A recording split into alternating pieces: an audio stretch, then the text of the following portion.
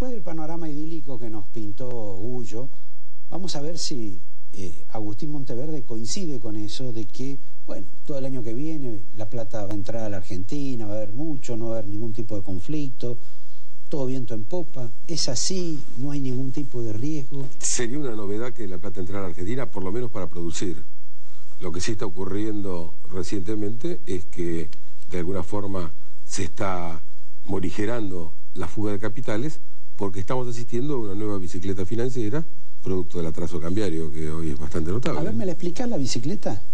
Y es muy simple. Siempre que la Argentina ha tenido un tipo de cambio fijo... No, eso lo entiendo. Decime, ¿cómo tiene que hacer un señor que nos está viendo para aprovecharse de esa bicicleta? Bueno, transforma dólares a pesos, los pone a una tasa de interés que no le ofrecerían en ninguna otra parte del mundo y, por supuesto, ahí tiene que él ir monitoreando el riesgo para ver en qué momento cerrarse en moneda dura. Esto también es un motivo por el cual esta situación de atraso cambiario creo que tiende a ser explosiva con el correr del tiempo y sobre todo entrando al año 2011. Ahora, Agustín, sí. El señor que se pone en pesos y le dan una tasa del 20, no sí. Le dan una tasa del 20. No, pero basta con que le den una tasa del 13-14 para que sea muy superior a la que le pueden dar afuera. Sí, pero se come una inflación del 25 o 30%. Eso es lo paradojal, la tasa de interés.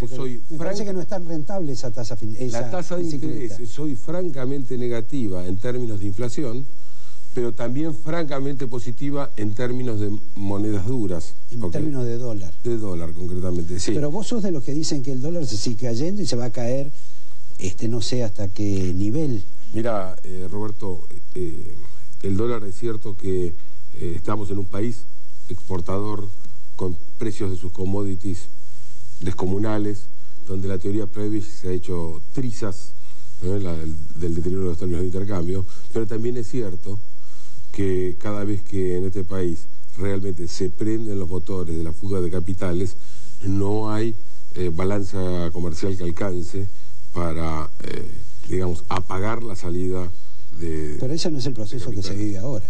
Este no es el proceso que se vive ahora, por supuesto que no. Pero sí preocupa hacia futuro, entrando a un año 2011 de recambio presidencial, con tensiones políticas muy importantes, con un atraso que va a ser mucho más acentuado porque como la inflación está en alza, y va a seguir en alza, porque el gobierno ha convertido al manejo monetario digamos, en una suerte de... El Banco Central se ha transformado en una suerte de portería que se ocupa de emitir los cheques con los cuales pagar el gasto público y por lo tanto eso es pura emisión monetaria y eso es ni más ni menos que fabricar inflación. El año 2011 va a ser de una inflación mayor a la del año 2010, eso con seguridad, con lo cual esta aceleración de la inflación tiende a acentuar el atraso cambiario y en algún momento estas personas, estos inversores que están aprovechando los diferenciales de tasa, deciden cerrarse y deciden realizar la ganancia en dólares, volviendo a la moneda de origen. Todos al mismo tiempo y el mismo día. Y así ha sido la historia, por lo menos. Por lo tanto, vos no coincidís con Vudú de que la inflación no es un problema. A ver, la frase de Vudú es un disparate por varios motivos. Más allá de que, obviamente, la inflación es un serio problema. Es particularmente grave para los segmentos poblacionales más relegados.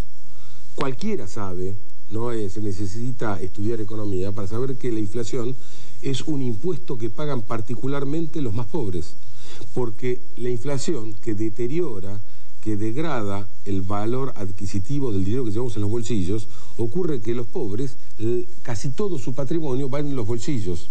Ahora, escuchame una cosa, Agustín, eso no es lo que vos decís solamente de un profesor de una universidad privada, es también de la universidad pública. En cualquier lado se explica. Ahora, ¿vos sos docente o fuiste docente del SEMA? Vudú también fue docente del SEMA. No, fue alumno.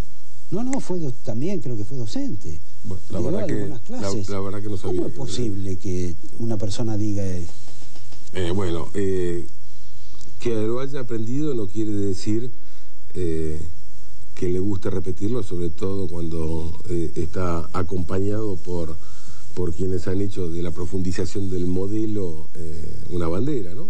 Evidentemente creo que a Vudú se le paga más por convertirse en un vocero que por conducir la economía. El ministro de Economía desapareció hace poco, ¿no?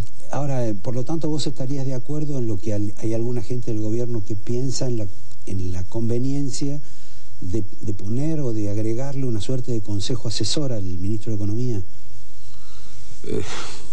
Es que esto no se resuelve con un consejo asesor, ni, digamos, lo único que se necesita es sentido común, no se necesitan premios Nobel de Economía para... Esto es como el problema del INDEC. ¿Vos crees que realmente se necesitaba un consejo académico para resolver que lo que se hace en el INDEC es fantasía estadística? No. Cualquier ama de casa puede ir a poner orden al INDEC, tan solo con tomar con seriedad los números que recogen la gente que sale a la calle, la gente que hace el trabajo de campo. Ahora, si no le damos bolilla a lo que dice el trabajo de campo, si además hacemos un cóctel de números al momento del procesamiento y da cualquier otra cosa, realmente el trabajo del Consejo Académico, no necesitamos el Consejo Académico para enterarnos que el INDEC anda muy mal. Lo que sí me preocupa es que todo el mundo en la Argentina, en los medios, todos los medios desconfían de la inflación que informa el INDEC, pero no dicen nada de la actividad económica. Entonces, tenemos tasas chinas de crecimiento, pero que son un cuento chino.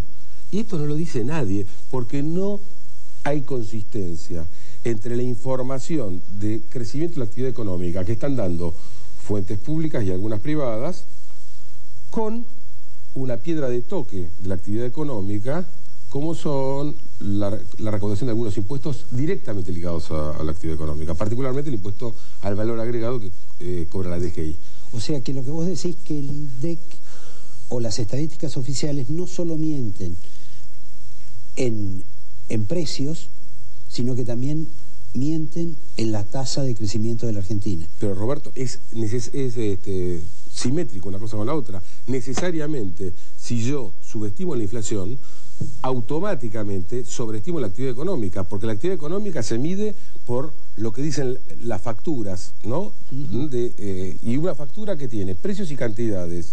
Si yo subestimo el alza de los precios, necesariamente, reflejamente, estoy sobreestimando el aumento de las cantidades. Ahora, eso que parece tan obvio, ¿por qué nadie lo plantea?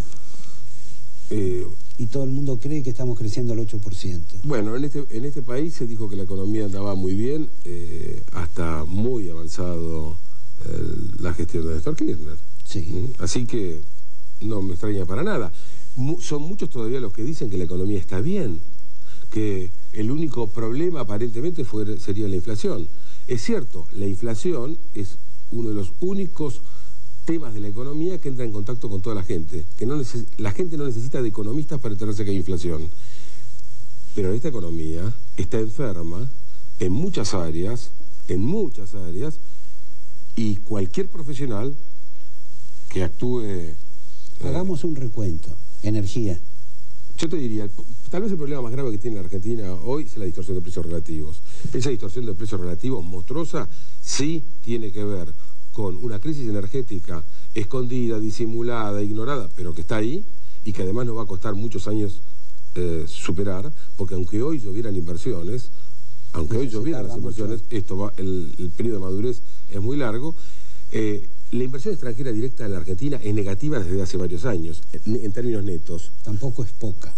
No, el problema es que hay más remesas de utilidades y pago de intereses que lo que entra. O sea, acá, desde hace varios años, se va la plata destinada a fierros para producir. No entra. Tenés un problema de gasto público formidable, donde realmente tenés un desquicio monumental, en parte ligado al tema de los subsidios. ¿Cómo se va a destejer, cómo se va a desarmar esa maraña de subsidios? Es terrible. Y ingreso de gente. Por supuesto. Porque de los 5 millones que dice que están ahora incorporados al mercado laboral, 1,5 millones ingresó al Estado. Estamos en un récord de personal en el sector público, que está en el orden ya del 9%. Eso en el pasado estaba en el orden del 6%.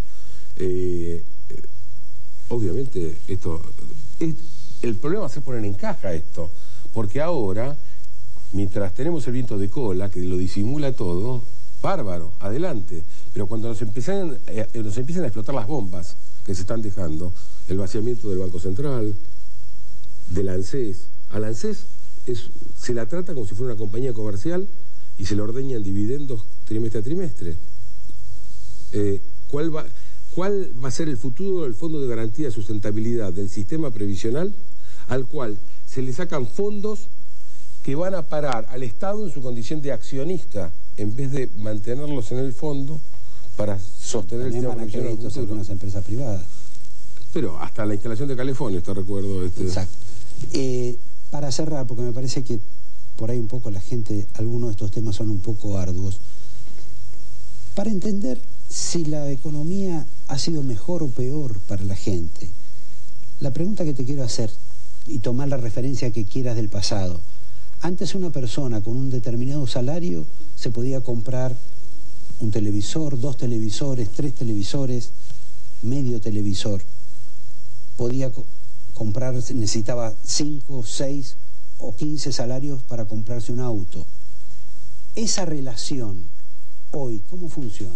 Mira, en el caso de los autos, un profesional joven necesitaba unos 15 sueldos para pagarse un auto en el pasado. Hoy eso está entre los 25 y los 35 sueldos para pagar un auto. Acá lo que tenemos, por un lado, es que antes ganaba en dólares, concretamente en la época de la convertibilidad, 2.000 pesos eran 2.000 dólares, pero además de todo, hemos tenido inflación en dólares. Entonces, el mismo auto vale más en dólares hoy. Así que tenés un alza del orden del 50% para arriba, digamos, como mínimo, 50% más de lo que te costaba antes en términos de sueldos hacia... Bueno, yo creo que esa es la mejor radiografía para entender lo que le pasa quizá a un ciudadano común en su vida económica. Te agradezco, Agustín. También se me quedaron 20 preguntas en el tintero. Mirá qué antiguo que hablo de tintero. Bueno, pero esta lapicera todavía es de tintero. Te voy a regalar un angelito que tengo por acá, o te lo prometo de dar después. Y vos también vas a tener que regalar algo para la gente. Un libro de Alberdi. Ahí está, siempre tan necesario. Y yo, aunque él da el de Alberdi, debo recordarles que acá Gullo nos ha dejado unos documentos que más bien son de propaganda, pero de propaganda de la década del 70. Y sé que debe haber muchos coleccionistas por querer tener estos testimonios sobre la doctrina justicialista, lo que habla Perón sobre la defensa nacional, etcétera. Algunos temas que quizá han perdido vigencia porque militares ya casi no hay en la Argentina. Agustín, te agradezco mucho y a ustedes los veo el próximo lunes. Muchísimas gracias. Un gusto.